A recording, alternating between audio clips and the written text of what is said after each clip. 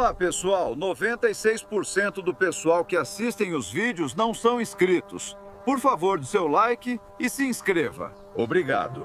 O calor implacável do Arizona pairava sobre a estrada empoeirada como uma fornalha invisível.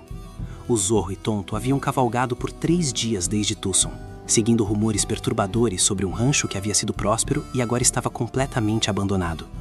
O rancho dos Três Rios, propriedade da família Morrison por 2 gerações, havia sido encontrado vazio há 2 semanas. A casa intacta, gado ainda nos pastos, mas nenhum sinal dos 6 membros da família ou dos 12 trabalhadores que ali viviam. 18 pessoas simplesmente desapareceram sem deixar rastro, como se a terra os tivesse engolido. As autoridades locais investigaram brevemente, mas não encontraram evidência de crime violento, declarando oficialmente que a família provavelmente havia abandonado o rancho por razões desconhecidas. Mas vizinhos não acreditavam nisso. Os Morrison eram fazendeiros de 3ª geração, profundamente enraizados naquela terra.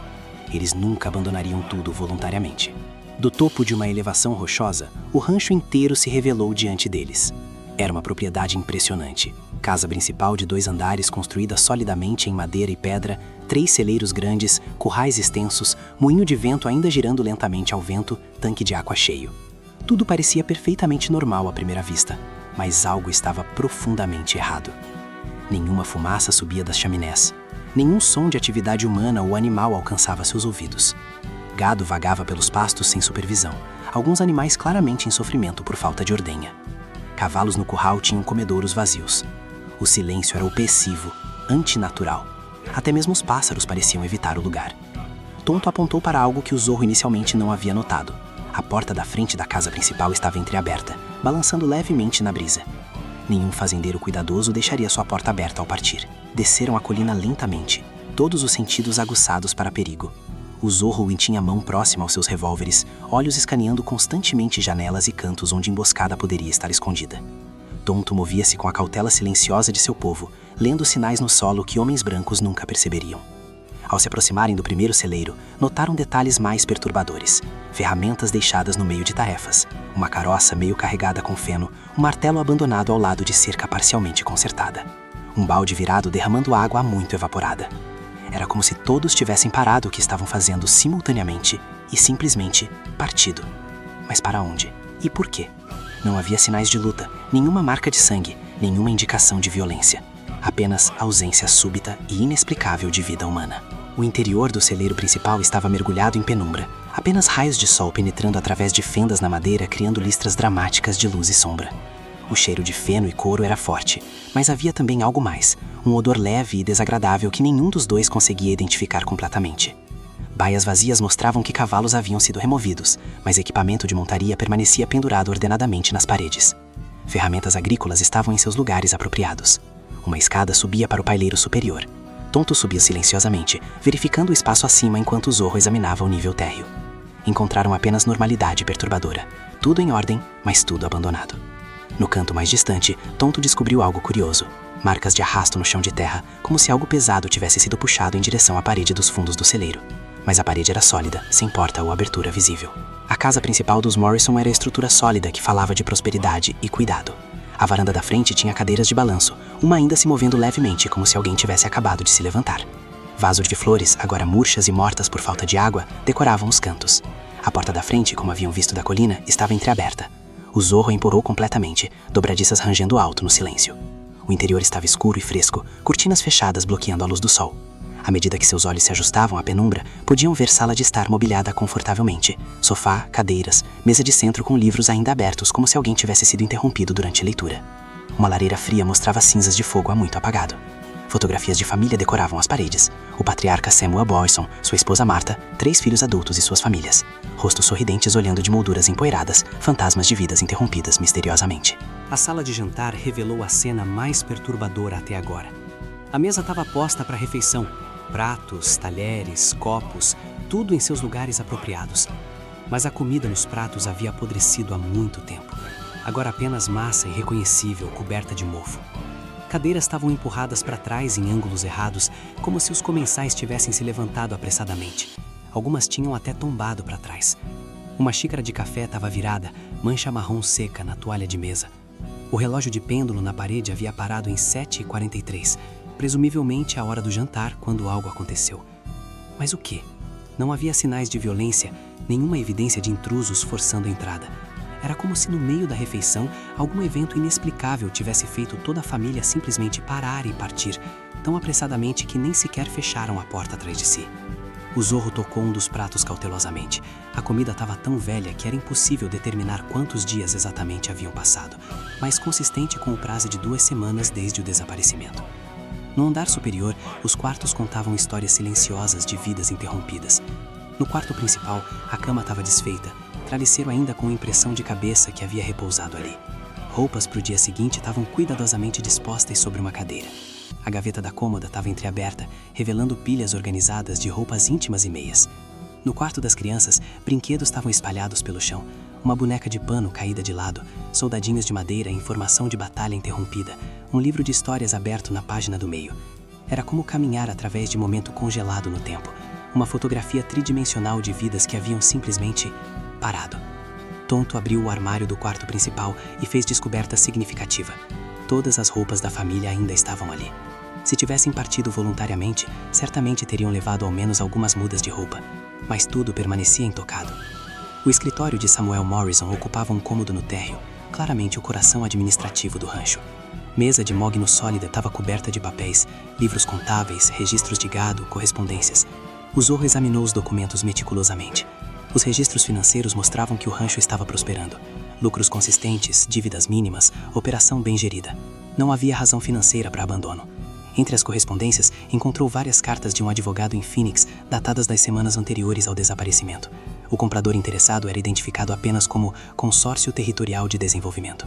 Tonto, vasculhando gavetas, descobriu algo mais intrigante. Um mapa da propriedade com várias áreas marcadas em tinta vermelha, acompanhadas de anotações na caligrafia de Morrison. As anotações eram crípticas. Veio encontrado aqui, não contar a ninguém. E amostras enviadas para ensaio em Denver, aguardando resultados. Parecia que Morrison havia descoberto algo valioso em sua propriedade, algo que ele estava mantendo em segredo. Retornando ao celeiro com um novo entendimento do que procurar, Tonto examinou mais cuidadosamente as marcas de arrasto que havia notado anteriormente. Seguiu os sulcos até a parede traseira e começou a inspecionar as tábuas de madeira. Sua intuição estava correta. Várias tábuas não eram fixadas solidamente como as outras. Com esforço, conseguiu deslizá-las para o lado, revelando a abertura escondida atrás da parede falsa. Era a entrada para túnel que descia diagonalmente para dentro da terra, suportado por vigas de madeira robustas. Trilhos de mineração estreitos corriam ao longo do chão do túnel, e lamparinas a óleo penduradas nas paredes sugeriam o uso recente. Morrison não estava apenas criando gado, ele estava minerando algo em sua propriedade, em segredo. O veio mencionado em suas anotações não era metáfora agrícola, mas descoberta mineral literal. Ouro, prata, cobre, qualquer um deles explicaria por que alguém quereria controlar esta terra desesperadamente o suficiente para fazer uma família inteira desaparecer. Acendendo 2 das lamparinas a óleo que pendiam na entrada, os 2 heróis começaram sua descida cautelosa pelo túnel de mineração. O ar se tornava mais fresco e úmido à medida que desciam, as paredes de terra compactada ocasionalmente revelando veios de rocha. Os trilhos sob seus pés estavam gastos pelo uso, evidência de que carrinhos pesados haviam sido empurrados para cima e para baixo repetidamente. A cada 20 metros, vigas de suporte de madeira mantinham o teto de desmoronar. Algumas mostravam rachaduras preocupantes e poeira ocasional caía quando se moviam. Após descer talvez 50 metros em ângulo gradual, o túnel se nivelou e se alargou em câmara maior. E ali, à luz trêmula de suas lanternas, viram o que Morrison havia descoberto. Uma parede rochosa incrustada com veios grossos de quartzo. E dentro do quartzo, reluzindo em reflexos dourados à luz das lâmpadas, ouro puro em abundância impressionante. A câmara de mineração era espaço impressionante, talvez 10 metros de diâmetro, com teto suportado por estrutura elaborada de vigas. Ferramentas de mineração estavam espalhadas pelo chão. Picaretas, pás, martelos, cinzéis. Um carrinho de minério estava meio cheio de rocha quebrada, mostrando sinais óbvios de ouro. Morrison e seus trabalhadores haviam estado extraindo o minério sistematicamente, provavelmente planejando acumular quantidade substancial antes de revelar a descoberta publicamente e lidar com a inevitável corrida do ouro que se seguiria. Mas alguém havia descoberto o segredo prematuramente. O Consórcio Territorial de Desenvolvimento, mencionado nas cartas do advogado, não era comprador legítimo de terras, era fachada para a operação criminosa que queria este ouro. Quando Morrison recusou vender, tomaram medidas mais drásticas. Mas onde estavam os Morrison e seus trabalhadores? Se tivessem sido assassinados, onde estavam os corpos? Nenhum havia sido encontrado no rancho ou na mina. Tonto apontou para túnel adicional, ramificando-se do lado oposto da câmara, penetrando mais profundamente na terra. talvez as respostas estivessem mais adiante. O segundo túnel era mais estreito, mais íngreme e significativamente mais perigoso. As vigas de suporte aqui eram mais recentes, instaladas apressadamente e nem sempre corretamente. Ocasionalmente ouvia um rangido preocupante de madeira sob tensão. Terra solta caía ocasionalmente do teto, fazendo ambos se tensionarem. Este túnel havia sido cavado rapidamente, provavelmente por Morrison e seus homens, tentando seguir o veio de ouro mais profundamente na terra, antes que alguém descobrisse sua operação. Desceram por mais 30 metros, o ar ficando mais rarefeito e difícil de respirar. E então o túnel terminou abruptamente, em parede de rocha sólida. Não naturalmente, mas por colapso deliberado. Alguém havia detonado explosivos, selando o túnel intencionalmente. E do outro lado daquela barreira de rocha, se suas piores suspeitas estavam corretas, poderiam estar os corpos de 18 pessoas enterradas vivas. Sem hesitação, ambos começaram a escavar freneticamente na barreira de rocha. Não tinham ferramentas apropriadas além de suas próprias mãos e facas, então arrancaram pedaços de vigas de suporte quebradas para usar como alavancas improvisadas. O trabalho era perigoso e exaustivo. Cada pedra grande removida ameaçava desestabilizar todo o colapso e causar deslizamento adicional que poderia enterrá-los também. Suor escorria por suas faces no ar abafado do túnel. Músculos ardiam com esforço, mas continuavam, impulsionados por possibilidade desesperada de que talvez, apenas talvez, alguém tivesse sobrevivido do outro lado. Após uma hora de trabalho brutal, criaram uma abertura pequena perto do topo da pilha de escombros. Ar corrente fresco soprou através da abertura, bom sinal indicando que havia espaço além, não apenas rocha sólida. O Zorro colocou boca perto da abertura e gritou, sua voz ecoando no túnel desconhecido além. Por segundos agonizantes, não houve resposta. Então, fraco, mas inconfundível, ouviram batidas fracas vindo do outro lado. Alguém estava vivo lá dentro. Trabalhando com urgência renovada, mas também cautela extrema para não causar colapso adicional, ampliaram a abertura o suficiente para a pessoa adulta passar. O Zorro, sendo ligeiramente menor em tamanho do que Tonto, o Igton para Fez primeiro, lançando luz de sua lanterna no espaço além. O que viu fez seu coração apertar. Uma câmara grande, onde 18 pessoas, a família Morrison completa e todos seus trabalhadores haviam estado aprisionadas por 2 semanas em escuridão total. Eles haviam sobrevivido bebendo água de gotejamento que penetrava através das rochas e racionando cuidadosamente as pequenas quantidades de comida que alguns tinham carregado nos bolsos quando foram forçados para dentro do túnel. Estavam fracos, desidratados, alguns feridos no colapso inicial, mas milagrosamente todos ainda vivos. Samuel Morrison, patriarca de 65 anos, arrastou-se para frente com lágrimas escorrendo por rosto emaciado. Eles haviam desistido de esperança de resgate após dias batendo nas rochas sem resposta. Agora, impossivelmente, salvação havia chegado através de Mascarado Lendário e seu companheiro indígena. A evacuação levou horas. Cada pessoa tinha que ser guiada cuidadosamente através da abertura estreita. Muitos tão fracos por fome e sede que mal conseguiam se mover.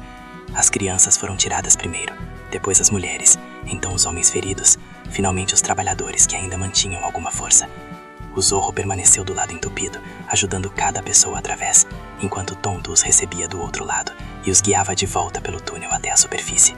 Era processo agonizantemente lento, especialmente sabendo que a estrutura inteira do túnel era instável e poderia desmoronar a qualquer momento.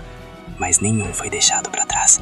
Quando o último trabalhador foi puxado para a segurança e o próprio Zorro finalmente emergiu através da abertura, eles puderam ouvir rangidos ameaçadores, profundos nas rochas atrás deles. Mal haviam percorrido 20 metros de volta em direção à câmara de mineração principal, quando ouviram um estrondo ensurdecedor. O túnel profundo que acabavam de deixar havia colapsado completamente, selando para sempre a prisão de rocha, onde 18 pessoas quase morreram. A luz do sol era quase dolorosa para olhos que haviam estado em escuridão total por 2 semanas. Um por um, os sobreviventes emergiram do celeiro, cambaleando, protegendo rostos, alguns chorando de alívio por estarem vivos, outros ainda em choque por sua provação. Martha Morrison desmoronou nos braços de seu marido, soluçando incontrolavelmente. As crianças agarravam-se às pernas de seus pais, traumatizadas, mas seguras. Os trabalhadores, homens duros do rancho que haviam enfrentado todos os perigos da fronteira, sentaram-se pesadamente no chão, suas pernas simplesmente cedendo sobre eles de exaustão e alívio. O Zoro e Tonto imediatamente organizaram água e comida simples. Sabiam que estômagos famintos não podiam lidar com refeição completa imediatamente. Enquanto os sobrevividos bebiam avidamente e mais lentamente, Sam Morrison finalmente conseguiu contar a história completa de sua captura e aprisionamento. E era a história de traição, ganância e assassinato premeditado, que confirmava as piores suspeitas do Zoro. 3 semanas atrás, Morrison havia feito descoberta que mudaria tudo.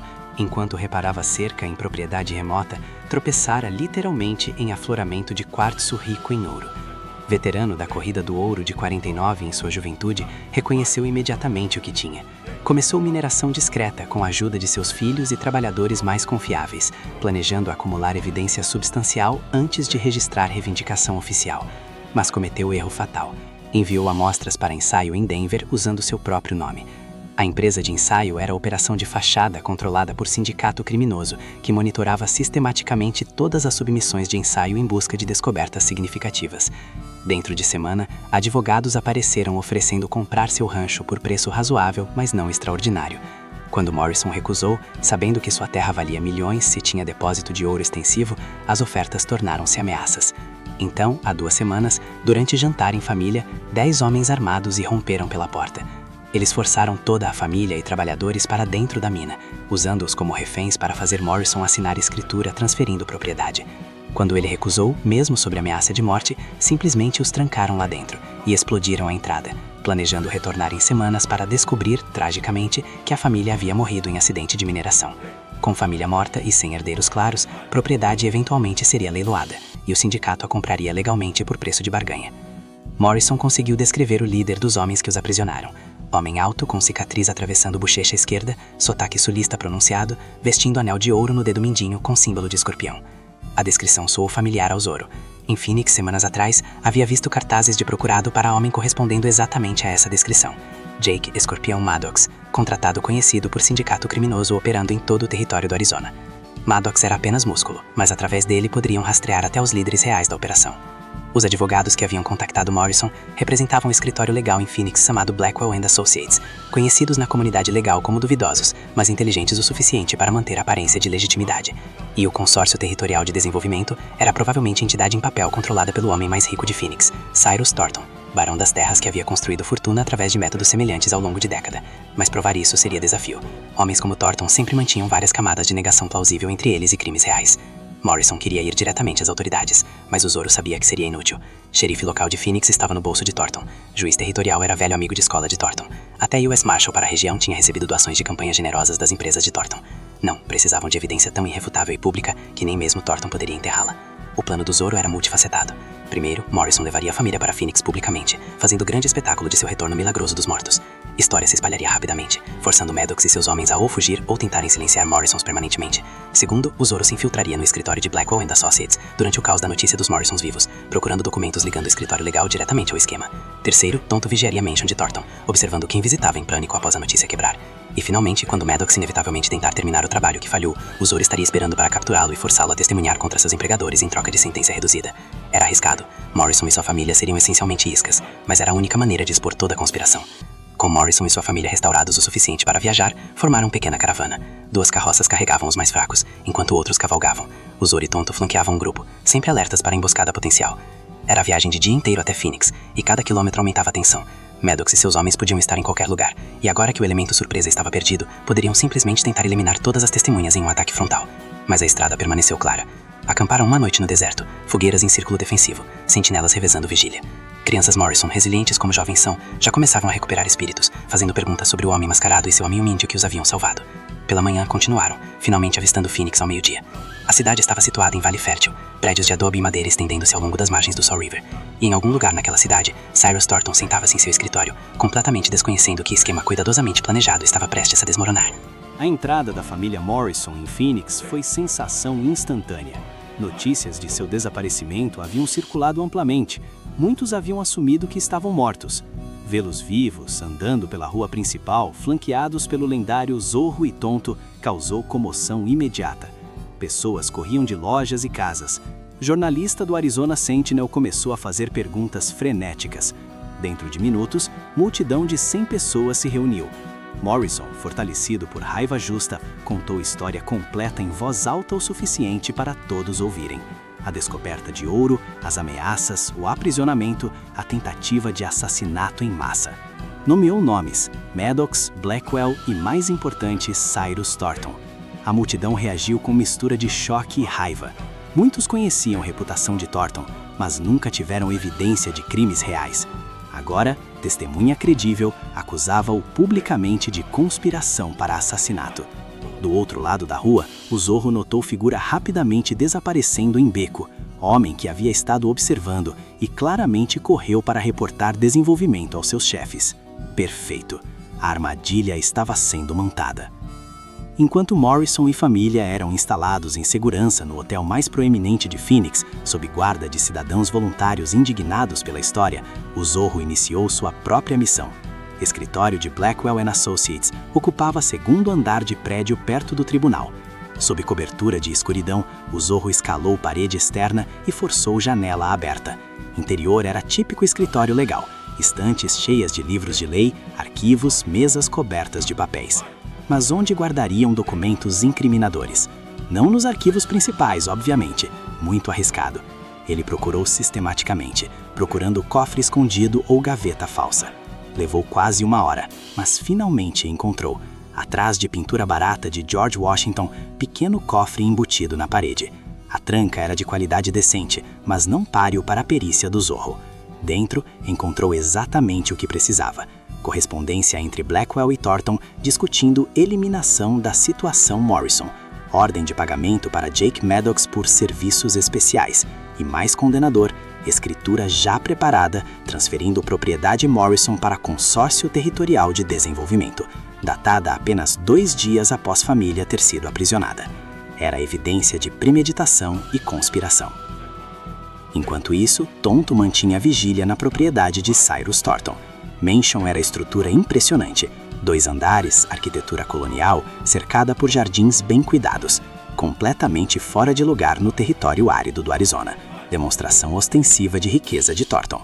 Tonto posicionou-se em grupo de árvores com vista clara para a porta da frente. Ao longo da noite, observou procissão interessante de visitantes. Primeiro, um dos sócios de Blackwell chegou apressadamente. Permaneceu apenas 15 minutos antes de sair parecendo pálido. Depois, um oficial da lei que Tonto reconheceu como xerife adjunto corrupto. Então, mais significativo, homem correspondendo à descrição de Morrison de Jake Maddox. Alto, cicatriz facial, anéis em dedos. Maddox permaneceu dentro por quase 1 hora. Quando emergiu, estava acompanhado por 5 outros homens armados. Eles montaram e cavalgaram em direção ao hotel, onde Morrisons estavam hospedados. Era ataque que o Zorro havia previsto. Tonto deslizou silenciosamente de seu posto de observação e seguiu a distância segura. Maddox e seus homens chegaram ao Hotel Phoenix Grand por volta de meia-noite. Sua intenção era clara: invadir, eliminar toda a família Morrison e qualquer testemunha, e fugir na confusão resultante. Mas o Zorro havia antecipado exatamente isso. Ele havia secretamente alertado cidadãos confiáveis da cidade, incluindo veteranos de guerra e comerciantes honestos que desprezavam corrupção de Thornton. 20 homens armados agora guardavam entradas do hotel, posicionados atrás de barricadas improvisadas. Não eram pistoleiros profissionais, mas eram determinados. Maddox parou ao ver a defesa inesperada. Por momento parecia considerar recuar, mas então sua arrogância venceu. Ele e seus 5 homens contra 20 cidadãos não treinados, odds favoráveis em sua experiência. Ele fez sinal para seus homens sacarem armas, mas antes que pudesse dar ordem para atacar, voz trovejou da escuridão acima. Eu não faria isso se fosse você, Maddox. O Zorro estava posicionado no telhado do prédio oposto, ambos revólveres apontados diretamente para o líder dos bandidos. Maddox congelou, sua mão a centímetros de seu revólver. Ele reconhecia aquela figura, o lendário Zorro, homem que nunca errava um tiro, que havia derrubado gangues inteiras sozinho. E agora ele tinha vantagem de altura, posição e surpresa. Pior, de cantos das ruas circundantes, mais figuras emergiram. Tonto e dúzia adicional de cidadãos armados, efetivamente cercando o grupo de Maddox completamente. O bandido calculou odds rapidamente e não gostou do resultado. Ele e seus homens podiam lutar, provavelmente matar alguns dos defensores, mas seriam mortos no processo. ou podiam render-se e talvez viver para fugir eventualmente. Não era decisão difícil para homem de natureza essencialmente covarde, que sempre preferiu vitimizar os fracos. Lentamente, com ódio ardendo em seus olhos, Maddox ergueu suas mãos. Seus homens, vendo o líder render-se, fizeram o mesmo. Cidadãos avançaram cautelosamente, desarmando e amarrando cada bandido. Xerife local, forçado finalmente a fazer seu trabalho sob observação de dezenas de testemunhas, chegou para tomar custódia oficial. Maddox foi arrastado para a delegacia, mas não antes do Zorro sussurrar em seu ouvido. Você vai me contar tudo sobre Thornton, cada detalhe, ou você enforcará sozinho por 17 tentativas de assassinato. Na cela da delegacia, Maddox quebrou mais rápido do que o Zorro esperava. Homem não tinha lealdade real a Thornton, era apenas mercenário cumprindo ordens por pagamento. Confrontado com evidência roubada do escritório de Blackwell, testemunho de Morrison e própria situação impossível, viu única saída: cooperar completamente em troca de não enfrentar acusação de capital. Ele detalhou toda a operação, como Thornton tinha informantes em empresas de ensaio em todo o território, monitorando descobertas minerais. Quando alguém encontrava depósito valioso, Thornton primeiro tentava comprar terra por preço baixo. Se o proprietário recusava, Thornton enviava advogados com ameaças legais. Se isso falhava, ele contratava homens como Maddox para resolver problema, através de intimidação, incêndio criminoso ou, nos piores casos, eliminação permanente. Morrison não era o primeiro. Maddox admitiu estar envolvido em 4 desaparecimentos anteriores ao longo de 3 anos. Mas esses tinham sido indivíduos solteiros ou pequenos grupos, mais fáceis de fazer desaparecer sem levantar muitas questões. A família Morrison inteira tinha sido risco, mas Thornton estava tão desesperado pelo ouro que ordenou a operação de qualquer forma. Cada palavra foi cuidadosamente registrada por escriba da corte, que o Zorro havia insistido estar presente, criando testemunho legal formal. Com a confissão de Maddox, documentos roubados e testemunho de Morrison, caso contra Cyrus Thornton era irrefutável. Mas prender o homem mais rico e poderoso de Phoenix exigia autoridade além do nível local. O Zorro havia telegrafado o US Marshal Service em Santa Fe 2 dias antes, e agora 3 marshals federais chegaram com mandados oficiais. Invadiram o escritório de Thornton ao meio-dia, interrompendo-o no meio de reunião de negócios. Barão da Terra tentou blefar inicialmente. Ameaças de processos, apelos a conexões políticas, ofertas de subornos mal disfarçados. Mas marshals eram incorruptíveis, e a evidência era demais. Eles o algemaram diante de seus associados chocados e o marcharam pela rua principal de Phoenix, em espetáculo público humilhante. Multidões se reuniram para assistir à queda do tirano local. Alguns gritavam insultos, outros simplesmente observavam em silêncio satisfeito. Blackwell e seus sócios também foram presos, acusados de conspiração e obstrução de justiça. Dentro de horas, o império corrupto que Thornton havia construído ao longo de décadas desmontou completamente. E o Zorro, observando de telhado próximo, sentiu aquela satisfação profunda que vinha sempre que justiça verdadeira prevalecia.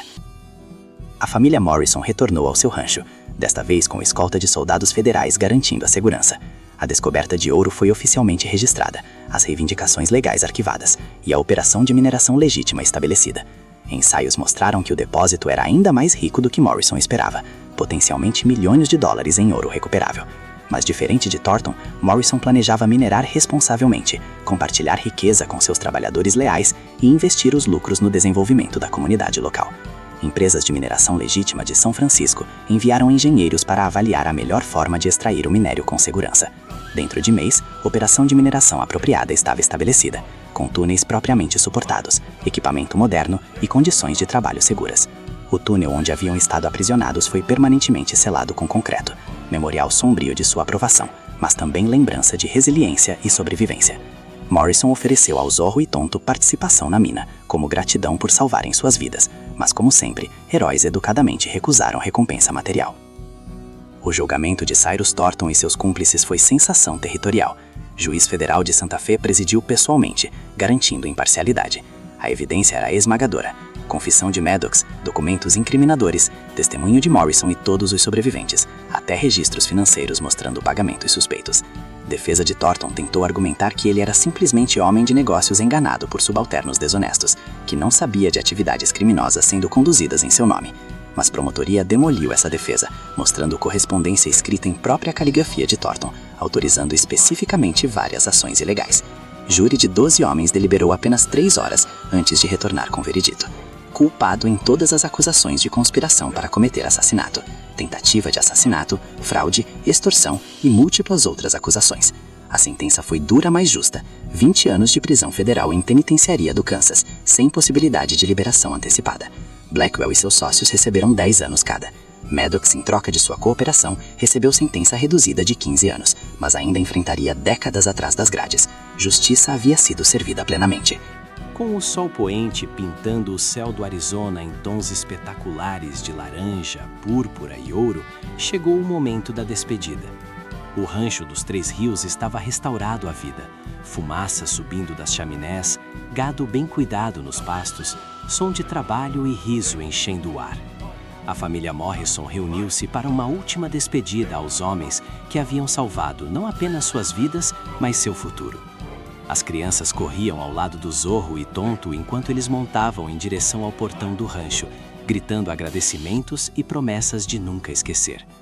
Martha Morrison tinha lágrimas nos olhos. Samuel segurava firmemente a mão de sua esposa, ambos em silêncio respeitoso diante de homens que personificavam o melhor do espírito da fronteira. O Zorro verificou as cinchas de seu cavalo branco uma última vez, ajustou seu chapéu igualmente branco e olhou para trás uma vez mais para a propriedade que haviam salvado. Tonto, em seu fiel cavalo malhado, sorriu levemente, aquele sorriso sábio de homem que conhecia o valor verdadeiro de suas ações. Então, com Silver empinando magnificamente contra o céu em chamas e um último aceno de despedida, os dois heróis galoparam em direção ao horizonte, onde novas aventuras inevitavelmente aguardavam. Eles desapareceram na vastidão do território do Arizona, tornando-se silhuetas contra o sol dourado, antes de sumir completamente. Mas sua lenda permaneceria viva no Rancho dos Três Rios para sempre. A história de como o mistério sombrio havia sido resolvido, como o mal havia sido derrotado, e como dois homens incorruptíveis haviam trazido justiça quando todos os outros haviam falhado ou desistido. Onde quer que crimes fossem cometidos em sombras, onde quer que fracos fossem explorados, onde quer que corrupção ameaçasse consumir justiça, ali estariam eles, sempre prontos, sempre vigilantes, eternos guardiões da fronteira americana.